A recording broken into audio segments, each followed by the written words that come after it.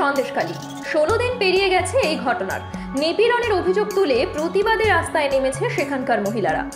শাসক ও বিরোধী দলগুলির মধ্যে উত্তেজনা এবং দোষারোপের খেলার মধ্যে বসিরহাটের সংসদ সদস্য নুসরাত জাহান নীরব রয়েছেন। সন্দেশখালী ঘটনা শুরু হওয়ার 37 দিন পেরিয়ে যাওয়া সত্ত্বেও তিনি তার নির্বাচনী এলাকায় কোনো উপস্থিতি দেখাননি, যা নিয়ে প্রশ্ন তুলছে সেখানকার স্থানীয়রা।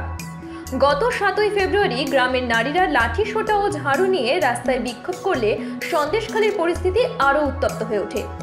একই দিনে ইনস্টাগ্রামে ছবি শেয়ার করে রোজ ডে উদযাপন করলেন তারকা এমপি নুসরাত।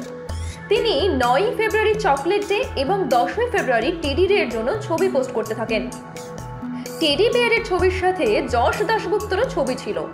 প্রতিশ্রুতি দিবস আসার সঙ্গে সঙ্গে নুসরাত তাদের প্রতি দেওয়া প্রতিশ্রুতি ঠিক কতটা পূরণ করেছেন তা নিয়ে প্রশ্ন তুলছে সন্দেশখালীর বাসিন্দারা। নুসরাতের অনুপস্থিতির অভিযোগ নতুন নয়। এর আগে এমন ঘটনা ঘটেছে যেখানে নিখোঁজ ছিলেন সাংসদ, যার ফলে বসিরহাট লোকসভার বিস্তৃত গ্রাম পঞ্চায়েত এলাকায় আলোড়ন সৃষ্টি হয়েছে, যার মধ্যে হারোয়া বিধানসভার চম্পাতলাও রয়েছে। হতাশা প্রকাশ করে বলেন, আমরা তাকে ভোট দিয়েছি, সে কেন আসছে না? যখন তাকে প্রয়োজন তখন আমরা তাকে খুঁজে পাচ্ছি না। সে আমাদের ভোট নিয়ে খেলা খেলছে। এলাকায় এমপির উপস্থিতি না থাকায় বাসিন্দাদের মধ্যে অসন্তোষ বাড়ছে। অন্য একজন মহিলা আবার বলছেন, এখন মা বোনেরা ক্ষিপ্ত আর উনি টিকটক নিয়ে ব্যস্ত।